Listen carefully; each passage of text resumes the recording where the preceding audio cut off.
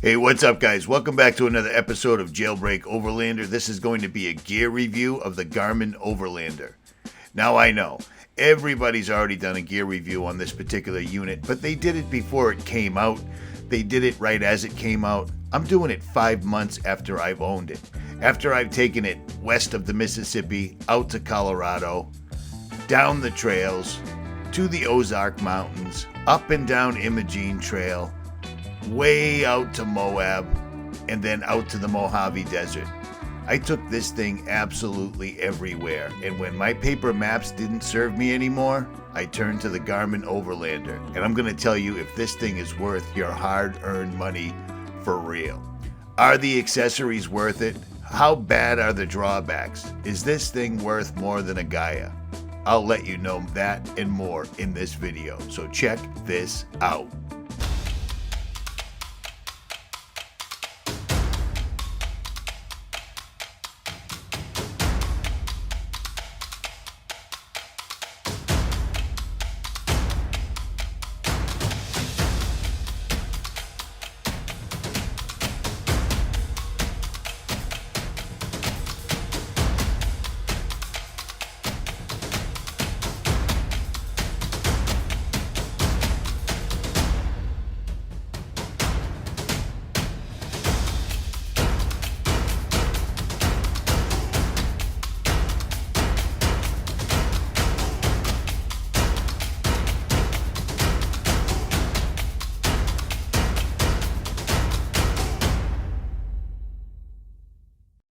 So let's start out with the spec sheet. This thing is roughly 9 inches by 5 inches. It weighs less than a pound. It's got rechargeable lithium ion. It lasts 3 hours without being plugged in.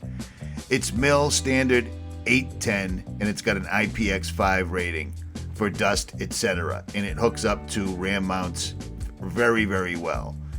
It has 64 gigs of internal storage, and you can use a micro SD card, so you can load tons and tons of maps on it. It's got GPS, GLONASS, Galileo, barometric altimeter, and compass sensors built into it. Preloaded topographical maps, and it's backup camera compatible. You got to use the BC35 wireless, and you can use up to 4 of those at one time. Real directions. It's got basically everything in it you could possibly want. I will link the specification sheet down below so you can check that out for yourself. Uploadable maps for free, and you can pick the continent, Africa, Asia, etc. Pick your local area. It's pretty straightforward. It's pretty easy to use, in my opinion, as far as downloading maps and such. The only suck part about the accessories are they cost extra. $169 for a backup camera, but it's a nice backup camera and it works very well.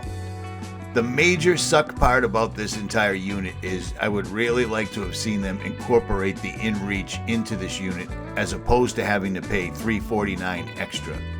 Maybe in future units you'll be able to get it already incorporated.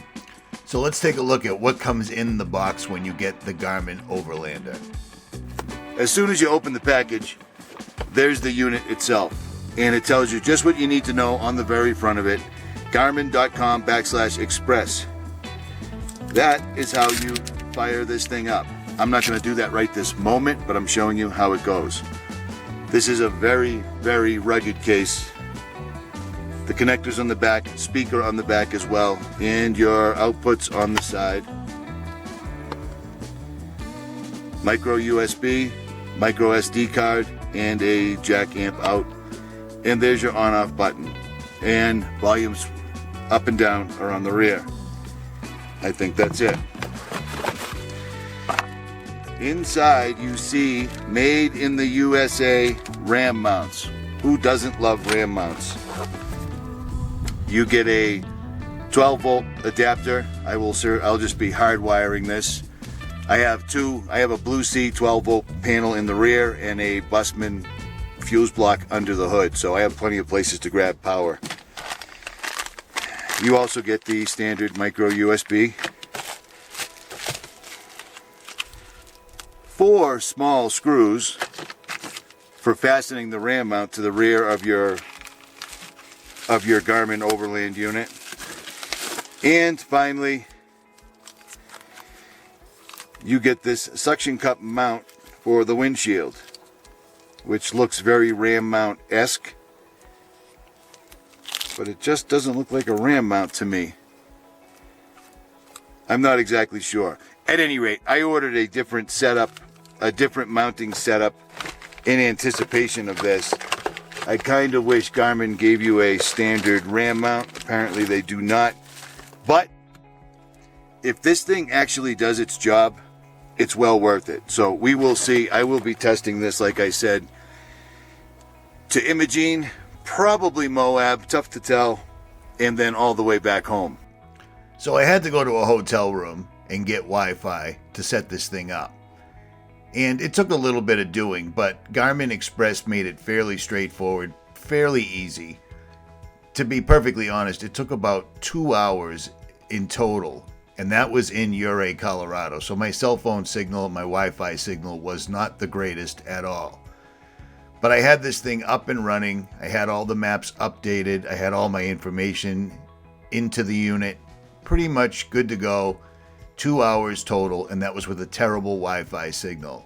But once it was up and running, I was good to go. Also, using this unit was a pleasure. It was like using the best touchscreen available.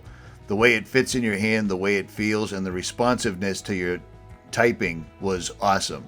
It was leaps and bounds better and way more user-friendly than the Magellan TRX-7, which coincidentally I also paid $700 for when it first came out.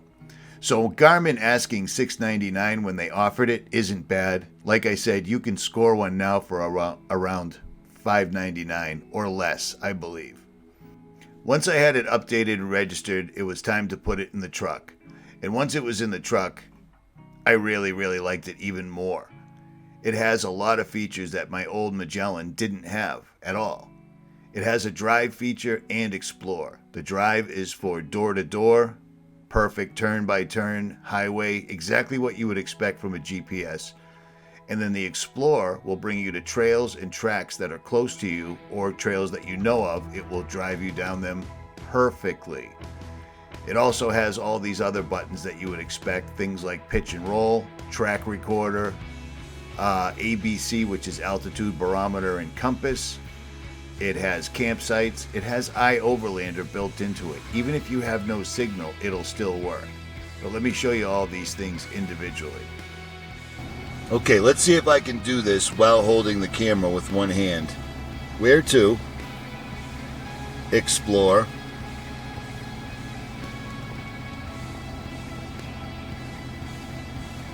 And that was pretty easy, huh? Once you find the trail that you want, it gives you a topographical map. Now you can blow this up by pinching as you could with anything else. It isn't incredibly high definition because it's not an enormous screen, but it worked perfectly for me. The Overlander is backup. I use paper maps no matter where I am, and you should too. And this is where you can get them. They're called MVUM maps, and you should have one no matter where you go. You can get them from the United States Forest Service. Technology is awesome, but having a paper map can't fail. You can't lose power. You always have it. I always carry a compass no matter what. Technology is great, but stick to the basics and keep it simple. That's all there is to it. We'll have a lot less tragedies on the trail, at any rate. This is the ABC display. Altitude, barometer, and compass. It also has longitude and latitude on it. Very helpful. It also has iOverlander built into it, which is awesome because even if you don't have a signal, it still works. That's a sweet setup right there because I use iOverlander quite a bit when I'm traveling across the country, as most people probably do. It worked really well. I dug it. Boom. And for those of us with older vehicles, the pitch and roll feature was nice. As you can see, mine wasn't necessarily calibrated as of yet, but it was still pretty close as I was climbing straight up a mountain. This does. That is pretty spot on, and I like the big, bold writing. You know what I'm saying? Some of us overlanders are in our 50s, so we can't see shit. So this helps a lot. And this is accurate. Okay. It also has a setting so you can connect your inReach directly to it so it works as one unit. sold separately of course, but it's nice that it's incorporated right into the unit. And as you would expect, you can enter waypoints and track where you're going. You can go on a track and make a recording, so if you get into trouble, you can backtrack. On the trail, it worked flawlessly. It brought me down Imogene, it brought me through the Mojave Desert, it brought me through the Ozarks, every time without any issues at all. If it told me there was a turn right there, as you can see. So it was pretty spot on. The only gripe I have about it is the topographicals are a little tough to see, but it's a small, 8 inches by 5 inch display. You can't complain, you can't have everything. All in all, I'm highly impressed with this unit. And for anybody that just recently got one, Garmin offers pretty decent support online. They've got several YouTube channels where they can show you how to use all the latest updates, how to use this with your inReach, etc. So the support is there. And you tie that in with Overland Bound, I Hate Mud, Expedition Portal, etc. You can really learn to use this tool like you would any other tool that you'd use every day. And you should. Because the better prepared people are when they go out on this overland lifestyle, the less tragedies we have. The less tragedies we have, the less trails get shut down. And everyone gets home safely. And that's the name of the game at the end of the day, in my opinion. Overlanding is amazing. It can take you to places that most people will never see in this particular lifetime. And Garmin has offered us another tool that, in my opinion, works very, very well to help you get home safely. Does it have drawbacks? Absolutely. But I think the pluses outweigh the minuses by a lot. At any rate, if you enjoyed this video, make sure you hit that like, share, and subscribe.